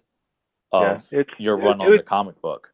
It's something where it's like that's you know, that time is something I'm really proud of. You know, I've enjoyed you know, everybody that I worked with. I'm happy that I was able to give a lot of people opportunities to also work on He-Man, and I'm still, you know, honored, and you know, I feel I owe a great deal of debt to Mattel, in particular Heather, Jeff, and Jeremy, who were the ones that really pushed for me to have a chance at Mattel to do that license. So it's something where, you know, they could have gotten some big shot company to do it, but they didn't, and they, you know, we did really good with it. You know, we kicked butt with that license, and it was a good time. And you know, so yeah, again, sorry I wasn't on for 150. I like how you guys do it. I know whenever we can do Roast Google Dinner, which has not been at all. It's almost going on 2 years on an episode now. We're pretty much topical, but I like how you guys do a little bit topical and a little bit of retro, you know, stuff like that. It's so you give a nice you I don't think you need to worry about rehashing topics there, Tyler, because I think you guys keep it pretty fresh. So well, thank you. We appreciate that. Yeah, we'll try to cover anything from just character bios to mini comics, UK stuff. And then, like you said, when there's just our random talking we do in general and thoughts maybe of things we'd like to see. And then when something does come topical, of course, we always, put that in as well. Because we have that rambling back and forth we like doing. It seems, fans get a kick out of it. But I'm going to ask fans now if they wanted any questions in the chat room, because if you wouldn't mind, Val, if they have some questions for you, we'll see if they have some. We have usually if they have any, I don't know if they will, but if they do, sure. Well, because there's usually a 30-second delay between when I ask this and tell people. But okay. Well, hold on a second. Justin Treese said, "Any more talk about PowerCon next year or in 2020?" That's from Justin Treese in the chat room. There is nothing to report about PowerCon at this point in time. I have a meeting this week, and I may know how things are going to shake out after that. So, but we'll see how that goes. So nothing, unfortunately, to announce at this time. Okay. Well, thank you for asking. I mean, answering that question. Appreciate and asking that, Justin. Well, Zentron, it's not really a question for Val, but he just wanted to mention one thing, and I didn't know this. He said he wanted us to give a shout out and well wishes for Melindy Britt, because apparently this Tuesday she's going to be going for injections for her injured knee. And yes, we hope she has a speedy recovery. I did not know that. Did either of you know about that? No, I did not. I did not know about that. Melindy's she's a lovely lady, and I've gotten to meet her a couple of times. She's an absolute sweetheart. She's a very beautiful woman too, and she doesn't think she is. It's like, she's always like kind of hiding from cameras and stuff. I'm like, why are you doing that? Like, I was like, you're a very attractive, very sweet woman that people are excited to be in photos with. And she's always been an absolute angel. Like anytime she's been at PowerCon, so she's I hope her surgery goes very smoothly and gets well soon. And thank you to who posted that for the heads up on that. Yeah, Zentron, thank you for that. And and also thanks to Justin for wanting to know more about PowerCon. So. Oh, okay. And that is the thing. We did have Melindy on, and it's what we call our lost episode, unfortunately, because she didn't have, at the time, I couldn't remember if we were doing Skype, Tyler. I thought we were doing Skype, and she didn't use Skype, so we did a phone call to where we tried to have it recorded, but it got lost, and God, it was such a genuine. It was a good interview too. She only gave us, we were told in advance, 15 minutes, but she liked what we had to say, and we went, I think, a little bit over that, and she was very grateful and humble. And my audio was bad because I was asked to switch over to a different format instead of using what I normally do, and it was botched that way, and I sound like an idiot to her because I just didn't come through clear. But she was so I'm nice. sure you sounded absolutely fine. God, but yeah, it was a shame we lost it because it was a good interview. And, you said, just she was so a sweetheart. Sweet. Yes, sweetheart, gracious, and she just talked about everything. And she is hot, man. She's still hot, man. She's a very attractive woman. Yes, she is. See, we give her those compliments that she likes, and then a fuel her fire of a quick, speedy recovery, just hearing stuff like that. So yes, we do want you to get well very quickly, and hope everything goes great for you.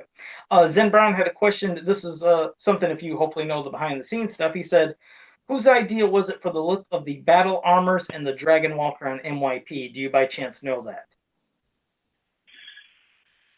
I do not know specifically who did the designs on that, unfortunately.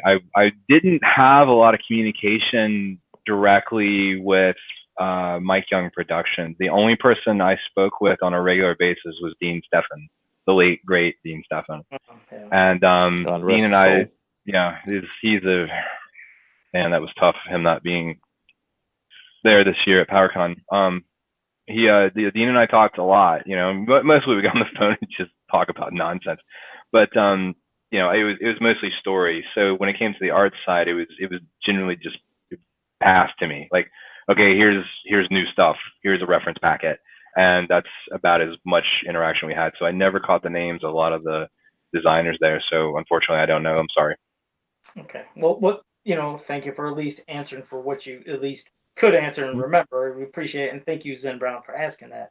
And I guess another question would be, how they can always find the Filmation cells for back in the day. Did things like that even exist for the MYP cartoon? Are there cells that floating around, or does that belong specifically to one place, one location? They didn't do cells, but they did do model sheet packs. There's actually I think I'm pretty sure the Bible is actually we posted it. We posted it on He-Man.org actually. The Bible for Mike Young Productions. So it's for the cartoon. So it's out there, and you can see. I think there's some of the. I don't remember there being like for example like the color call outs, like the Pantone call outs. I don't remember lineups like they did for that. I know they had individual ones, but I don't even know if those had Pantone call outs on them. I do remember some size charts with line art showing the different height of everybody. I think He-Man clocked in at 6'6". And then like some of the villains, you could see the actual scale on that. Was pretty neat. But yeah, definitely no actual cells. Everything was all digital, so they didn't have any cell animation. Makes sense. I'm glad you gave a thing about the they height. did some fake ones. Oh, did well, they made some fake ones. Yeah, it's like in the early days, they made some fake ones that they gave away as like part of contest or something as promotional devices at like San Diego Comic-Con one year. If I remember correctly, that might not have been where they did it. I thought that's where it was, but there's not many of them. But those are fake. You know, they're not real. They didn't have any actual cell art for 2000X cartoon. Dang it! Now that would have been cool just to get, like you said, to see even the fake ones or have some fake ones. Yeah. I can't even imagine getting a hold of a piece like that. That's pretty great. But okay, well, Tyler, I was going to pass it to you if you had anything you want to say in closing before we wrap it up. Because again, I just want to thank everybody that was in the chat room for your participation and the questions you gave to Val and just you sticking around. We always love having you here each week. But Tyler, I'll pass it to you before we wrap her up. I just wanted to say, first off, thanks, Val, for everything you've done for He-Man with the website, promotions. I have to say this because this is fun. Val flagged me on the boards one time for posting about a He-Man rumor concerning a movie. I wanted to bring it up.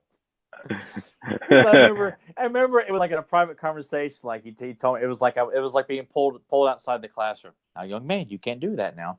Yeah, we used to be pretty strict about not spreading rumors unless they were very specifically stated as rumors. I remember doing that too, and I'm like, oh my god! I was like, I thought I obeyed the rules here, man. It was Alan Rickman being cast to play He-Man. I specifically remember the rumor I posted about. Oh, is that what it was? Yeah, I mean, there's value in rumors. It's just it's all about how you salt and pepper them around. So it's just usually like you're not the only person that's ever gotten had a finger wag at you, but yeah, usually they all the mods and everything try to do it pretty low key. There's actually, despite some of the rumors out there are very few people that have ever been banned from the forums. There's not many, and most people have gotten like one, maybe two, like most people got nothing. And then the people that have, it's like every once in a while, something. So it doesn't happen that often. So. That's good. I like when Tyler could always bring up a story. That was just a fun thing because I just don't even remember stuff like that because like whenever I did mod, I mean you're thinking about it systematically. So you like load things up and you go through them and you're not thinking, it's not personal.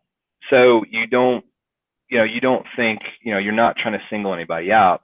And I think when you mod, as you have a tendency to forget that to the other person, if it's like the very first time they've ever had a mod say something to them, it might feel personal because they feel like maybe they're coming after them for something, and it's not, it's not at all. And it's just, I don't even remember. It's like I don't even remember this. It's like there's just been so many things. It's like it's just, it's like I probably didn't even think about it like 5 minutes after it happened. So it wasn't like a long Now look, or anything like that. It was very, very calm, very polite. I just remember being disappointed because I really thought I was obeying the rules by saying explicitly, "This is a rumor. What do you think if this was real?" And it was, I just got dropped, and that was my first actual interaction, I think, with Val on the website too. Was just him being. Gosh, how long ago is this then? Because the movie stuff's been floating around for so long now. Jeez. Yeah, I'd say probably early 2000s. I mean, it was. It was. Yeah, it was a long time ago. I didn't post that much. I was more into like reading what people had to say because I would post something, everyone would ignore it. So I was just like, well, I kind of get I'm not wanted here, so I just kind of read what people what people had to say. But him and his I do want to thank. What's that? Go ahead. I said, Tyler in his memory, he's one not to forget. He remembers everything from when he was like 8 years old. So I do have a pretty short memory. Yeah. And but I want to thank Val first off for everything you've done from the ground up of getting the website going, providing so much info from the Golden Books, the mini comics and figures, putting people in charge of the forums. It's really it provided a big playground for me in those early days of the internet for me to go and get my fix of looking at pictures and just having a field day and making connections on the marketplace forums and stuff like that of getting action figures and stuff like that. It's a big deal. And, we have you to thank for that. And if people don't know that, I think they need to know that. And because it's the greatest source of info on the internet, aside from my own brain, of He-Man.org, is He-Man.org.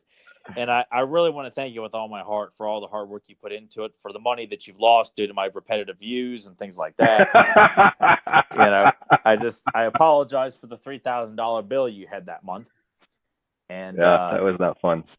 Thanks for everything. I mean, really, and thanks for what has not taken place because the website is still going strong. So, it's I appreciate all your hard work and assembling great teams of keeping it together and your all the work on the Dark Horse stuff that you contributed on in Super 7. I mean, it needs to be committed more frequently. And I thank you for your tag team with Axel.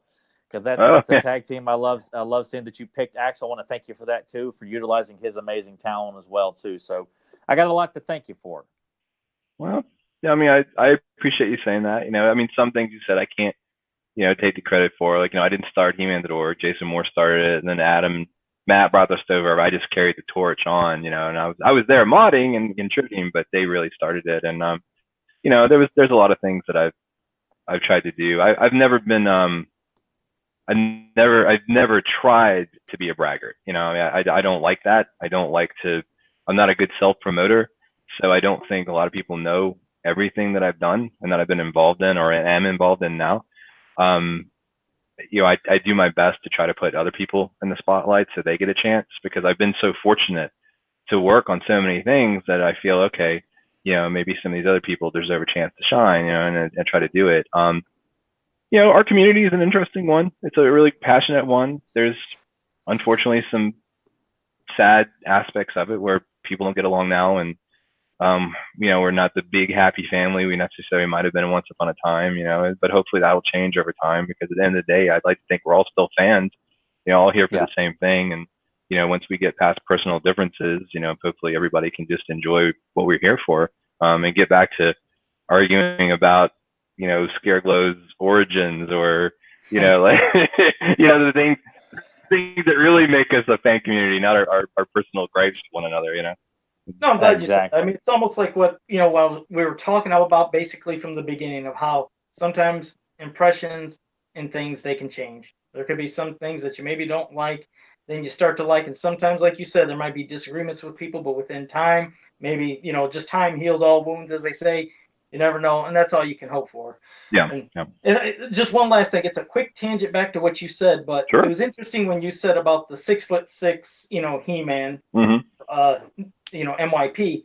That's what always was in my head. I don't know if you remember. It's nothing groundbreaking, but they had a goofy screw attack video of He-Man versus Lion-O, and I always remember their description they gave of He-Man.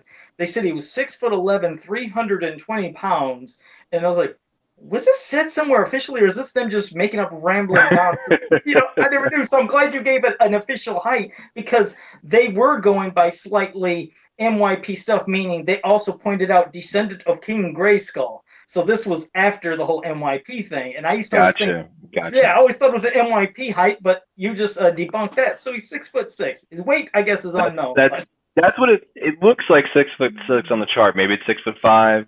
Maybe 6'7". I don't know. I mean, but it looks like it was even 6'6", and but that's his Mike Young production height. I don't know what his filmation height is. So Well, there you go. Well, you know. I'm glad you gave it though, because at least now I know that whatever was on Screw Attack was screwed up. No pun intended. So you gave that. But all right. Well, again, I wanted to thank everybody that was in the chat room. It was a blast having them here. And Val, it was an absolute pleasure and honor. And I'm glad you joined us and got to ramble back and forth. And hopefully you could do it again if you want. And we could have other topics and just cover anything. Oh. Want to come back and join us. It was a lot of fun. I mean, I really appreciate you guys wanting me to come on here. I mean, you guys have been kicking butt. I wish I could, have the just the stick to itiveness you guys have had and the passion to keep doing the show weekly like you have without stopping. And I'm assuming there's no plans to stop anytime soon, right?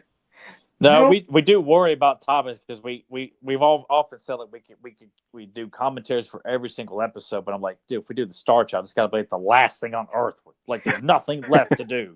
The island, remember? No, the island too. It's like we've hit the bottom we're below the bottom of the barrel, and we do a commentary for the island, and that might be like the last episode, kind of like the Cold Zone was the last episode. Like that'd be the last episode of Fans of Power. No official ending, just ends. That would officially be the end. But you know how it is. We always do a little closing thing we say, and one of the people in the chat room usually has a quote. Tyler does the quote thing, and Tyler's always like, like when Zentron likes doing his quotes, they're usually I won't get this, but But I'll give you a shot to give it because I actually might know this one. And Zentron's movie quote was, "Well, isn't that the fault of the voters?" Let you go in two and a half smell of fear. And I was going to say that is what it is, but I guess.